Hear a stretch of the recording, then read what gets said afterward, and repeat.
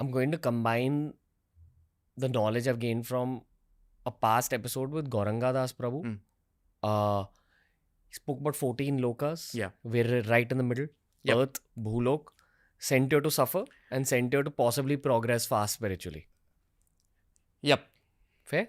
Fair. It is that opportunity given where we can work on our karmas. But there are 7 worlds above and 7 worlds below. Yeah, What, 6 worlds? Yeah, 7, 7, 14. There are more. But 14 is... There are more. There are more experiences that people have. But 14 are mentioned in all the texts. But I believe there are many things that we have not decoded yet. Okay. Yeah. Atharva Veda talks about these lokas in detail. Like what? Says that during sadhana, a person has the possibility in this awake state to experience different states. Like there are people that I know, they are at times doing sadhana and they are thrown in Vaikunt.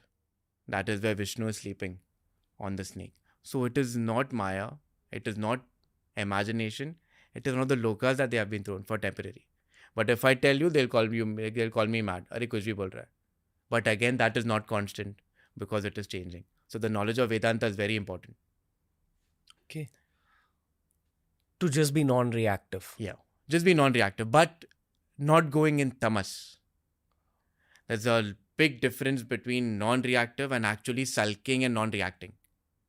A person who, suppose now you abuse me and I'm not reacting, I'm quiet. I'm aware, but my internal journey is that I'm not going to get affected. I'm not going to get angry because if I get angry, I've fallen down on my spiritual path.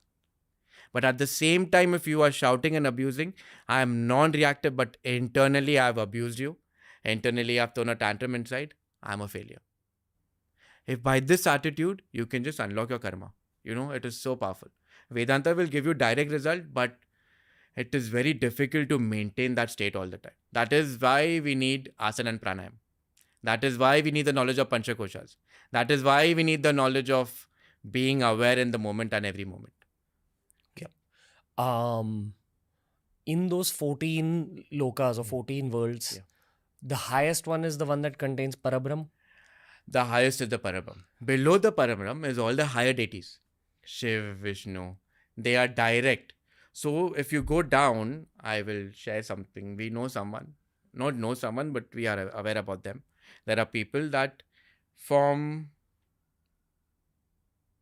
the Muladhara and above, there are lokas where you can get lower entities to get their job done. What do you mean from the Muladhara? So when you talk about lokas or when you chant the actual Gayatri mantra, there we take few tapa, jnana and all. I will not take that, okay? But yeah, tapa, jnana, we take mudras and we chant. As in you're saying there's a correct way to chant the Gayatri mantra. Yes. So there are many Gayatri mantras. The one we chant, that has more. So jnana, tapa, this, and we take mudras, taking the name of the lokas. So you are getting access. That is the reason Gayatri mantra is one of the most powerful mantras. Because while chanting also, Bhur, Bhuva, Swa, you're talking about 3 lokas. Bhur, Bhuva, Swa. That is, and you talk about more also. We take certain mudras and we chant. So each mudra is located with each chakra. And each chakra has access to those worlds. Like you can tune the radio within your own chakras to access those. Yeah. No, the chakras, you can, in simple language, you can tap into that state of consciousness. Okay. While you sit in Bhulok. Yeah. Because the mind has the power. But again, this is all Maya. Because the highest lok is the top where you become one with everything. I've seen people getting entangled in lower lokas and then ego is very dangerous. What is contained in lower lokas? Lower lokas have deities through which you can get work done, job done, which will give you name, fame, material. But you're binding yourself to karma. In fact, even after death, depending upon the quality of life that you have led, before getting a human birth, you stay in the lokas for a while and then come back also. Because you have some association with them. And people have that Patal Lok mein problem hai, Patal Lok mein we are burning ourselves, we are dying. No. Narad Muni has given beautiful example of Patal Lok. He says that it is darkness and there are no lights, but everything is there shining like gold. So that is also a temporary stay. And again, you come back in the human birth. Again, you're given a chance to reach the highest crown. And that is the reason we call it the vicious cycle of birth and death. But there's something that could possibly happen between birth and death. A lot of things. A lot of things. A lot of things. See, Arba, I'll tell you your case very practically. Now you are living a material life, and we're very grateful you're living a spiritual life also. A lot of things are happening. Now spiritually you're growing up, up, up, up, up. Now you're doing good amount of sadhana, fabulous. You're getting experiences and you're being aware and maturity is coming. At the same time, ego rise ho gaya now. So sadhana will stop and this will grow. You will get this also. But again, you will build karma. So future destiny, there are possibilities. That is another topic. But what you're doing now is impacting your entire being. But spiritually, if you start looking things, then you will get everything. You know what I've realized? The more evolved you're on your path of evolution, your material needs, emotional needs, spiritual needs, everything is taken care. Everything. The deity will see to it that you will get it. But if you're demanding too much, the deity will give you also. But personally, I think it is wrong. Because when we worship our deity, we don't ask. We are just grateful that he is. That's it. Coming back to the Lokas. Yes. The highest one is the one that contains all pervading Brahman. Brahman. The teachings of Vedanta. In that state, the body will not last. It is just an experience. We call it the Nirvikalpa Samadhi. I would love to go on the topic of Samadhi because people are scared talking about it. They don't know. Even in Samadhi, there are different states of Samadhi till you reach Nirvikalpa. What is Samadhi? Samadhi, I'll just start with something very basic. Samadhi is a state where you have become a perfect human being with no flaws. Samadhi is a state where you have experienced your true essence of life. And Samadhi is a state where, I'll talk from the first state of Samadhi, that is the moment you have learned how to respond and not react. You have climbed the first stair of Samadhi. Then it goes up, up, up till you become a living God. So there are many states of Samadhi. It can be a killer topic. Yes. Okay. We'll address it perhaps in this conversation itself. So you're saying that Nirvikalpa Samadhi, which is the highest form of Samadhi, gets you the consciousness of that highest loka. Yeah. Can I break it for you? Sure. In simple language Sure. so that we'll understand. I'm quoting Patanjali Maharishi because when I read this, it just blew me up with the understanding of Samadhi. Around 5,000-6,000 years ago, he spoke about the mind, which everyone's talking about, mental health. And he has beautifully given mental health. And this is the way I've taken it. He says there are 5 states of mind. So Arbai has a mind and he has 5 states. Bhavesh has a mind, he has 5 states. The first state of mind is Shipta, the monkey mind. I call it the monkey mind. Which means you're sitting here, but you're all over the place. That means I'm sitting here but thinking, oh no, what I'm going to eat for lunch. Then Arbai se baat karna hai, then I have to go for a drive, running around. Generally people like us. The second state of mind is Shipta, Vikshipta, very interesting, in which, Arbai, you are talking to me, 2 seconds ke liye you're completely aware, then on the 3rd second you're gone somewhere else. Then again you come back to me, again you're gone somewhere else. It switches, and you're aware about it. I call it the butterfly mind. Have you seen a butterfly? It will beautifully sit, then again it will ponder, again it will come back. The third mind is very dangerous, mooder. You're very stubborn, very lethargic. You don't want to do anything. And even you're like this. That means you know meko itna kaam hai aaj, but you don't want to do. Constantly we are going in 3 states. All the time, all of us. But Maharishi Pandit is saying by doing sadhana. And he has given some very practical sadhana for people like us who are completely new. For doing sadhana, you have the power to go to other 2 states of mind. And that is Ekagra and Nirodha. Ekagra means you are like a laser. Your sadhana that you're doing is giving you one pointed awareness to do every job, everything. Maybe cooking, maybe talking to me. You're aware, you're into it. And you're observing at the same time and you're evolving. State of flow is achieved much faster. Much faster. Because all the clutter, all the nonsense is gone and you become one pointed. And in that state, I can see it that, a person who's doing sadhana will see that he's progressing. And you will also come to know you're progressing.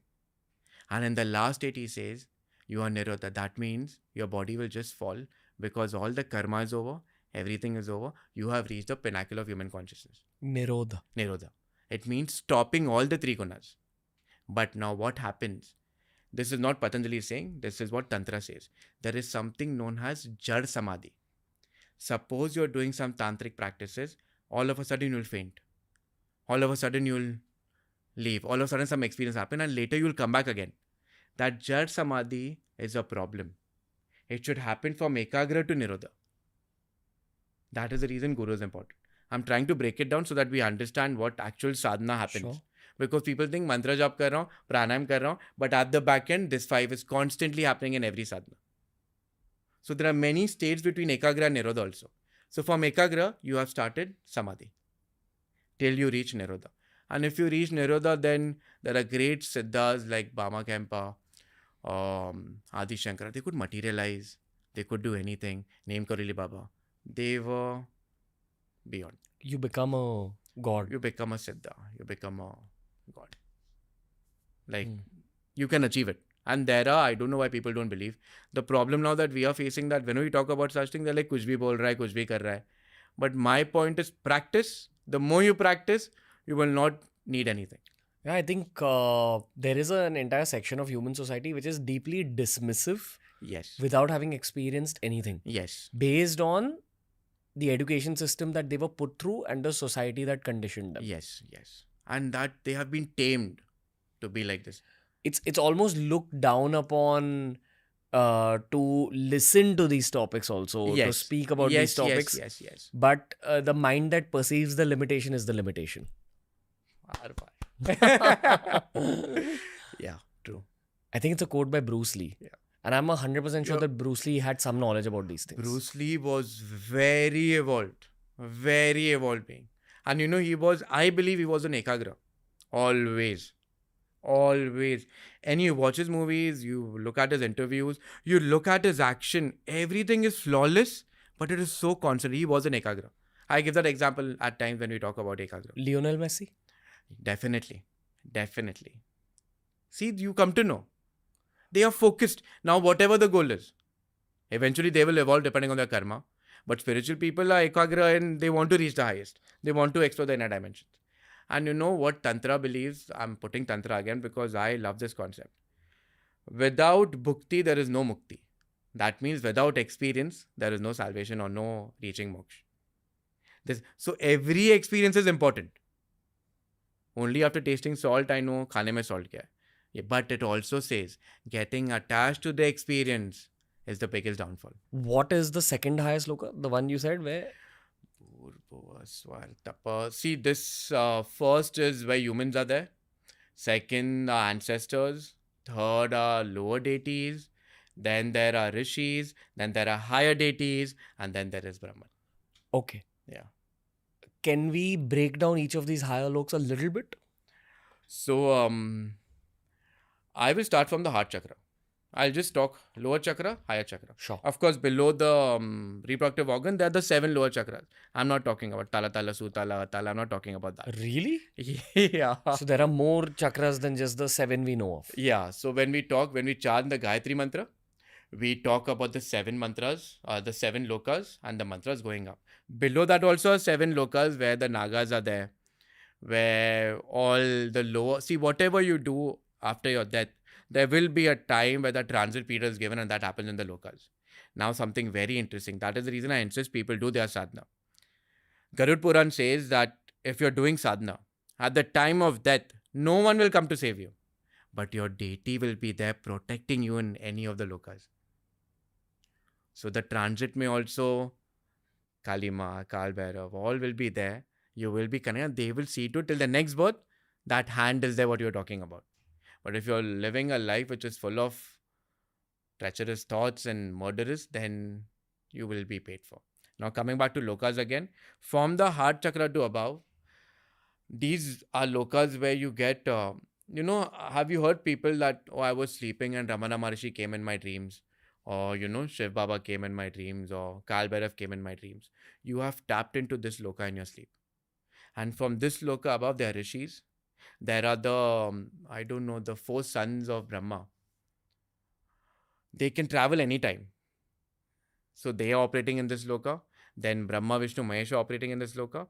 And I think if you touch the crown, then Ramana Maharishi the Great had that experience.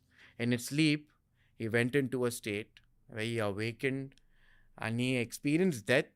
Not death of being scared, but death in going to the journey and reaching Satchitanand. So there are Lokas. What was the plane after the ancestral plane? Swarg. Sorry. Bhur is all. Swarg is all lower gods. Indra and all these gods. You see the gods fighting? Those are the gods. Varun. Varun and all those are the gods who create problems. Then they go to Shiv, they go to Brahma, they go to Shakti. Those are the gods. So in esoteric terms, that is the mind, the manas, where positive and negative. But in Loka, they operate. But what are they doing? They are working at cosmic level, at a lower level of cosmos. They are operating, and there are also people who worship them to get benefits. Like there are Indra sadhanas. There are Indra sadhanas, but I never recommend such sadhanas, or they are lower sadhanas. The highest sadhana should be piercing the crown and being one. Because these sadhanas, in fact, to be very practical, if you have the right knowledge, Indra sadhana can take you to the highest. If you have the right knowledge. What about Kamdev sadhana? Kamdev is very interesting, whatever I've understood from Shiv Puran and all. In fact, even under Chinmasta's feet, he is there. But I do believe that once you get entangled in such sadhanas, the tendency to the low emotion is very rise and shine. So you need someone to guide you to take you there. You'll become almost more human. More lower chakras. More first three lower chakras, and which is a problem. And you're trying to break away from the concept of being human. So now the question comes, but even in Tantra, you talk about 4 points, that is sex, food, sleep, and fear. Also, you're doing lower chakras. No. In Tantra, we address sex, food, sleep, and fear, but we are worshipping the highest deities who can take us from this, not push it in this. But if you have a good guru, a guru can do wonders. Can you name some more of the lower deities? I would not, but recently, in Kerala, I came across also, I saw the temple also. There's a lower deity which you worship and you get on the spot benefits. It is very famous there. But like material needs are satisfied on the spot. But I heard from people also that they, mannat kehte hai, or for 12 days I'll worship you. And they did that to that deity, they worshipped her. And after that deity started destroying their house. These are all lower deities. There's a trade-off when you ask for gifts from lower deities. Yeah. There's a price to pay for everything. That is the reason the more sadhana you'll do, you will realize there's nothing to ask. Nothing to ask. Everything is given to you automatically and given to you at the right time. Right time. Then that is how your faith and surrender comes. And you're always protected. Even at times, when you're in the fearful situation or something is not going right, you will automatically get that confidence. You will realize that everything is taken care. So I believe that the more sadhana you will do, you should just pray that you become a perfect instrument. But Maharishi Patanjali has given something very fabulous for beginner sadhana. This is what we were coming for the end point, for sadhana. Just follow yam and niyam. And trust me, I have seen people changing with that. Non-violence, cleanliness, doing jap on time. 4-5 things and magic will happen. Okay. Is Swarglok also the place you go to if you have led a good life? Yeah, it is true. You go to Swarglok also. You stay there for a time. And when the time done is allotted, you are again pushed into a human birth. So everyone is going through the process of birth and death. Few people are here, few people are here. But few people here also may fall down because of ego. So that cycle. But until you have understood in this birth that this is it. I'm just going to be an instrument. I'm going to do whatever turns up. I'm going to play my role. And then knowledge, Brahma Vidya comes to you. Then you're highest. What is beyond Swarglok? After Swarglok is the lok of rishis. These are the rishis who are helping us all the time, blessing us. That is the reason, generally when people ask me, I don't have a guru, what to do, what is happening, just pray, because these great saints who are operating now will definitely help you. Like one of the great saints who's operating even now is Ramana Maharishi. If you just pray to him, he will give. Many such great saints, they are still operating. That is the loka where blessings come. And there are many great saints who are still operating. Neem Karoli Baba. Neem Karoli Baba. And they are above Indra. They are above. Yeah, they're above. They're above. And they were with us in Bhulok not too long ago. Not too long ago. They have reached that state, and why they're operating there? They don't have any karma, just out of compassion for humanity. Perhaps that's the goalpost you should have in this life as well. Yeah, because you become a Jivan Mukta. Vedanta says a Jivan Mukta is a person who has become free of karma and is operating in this reality just as an instrument. So they are living, walking gods.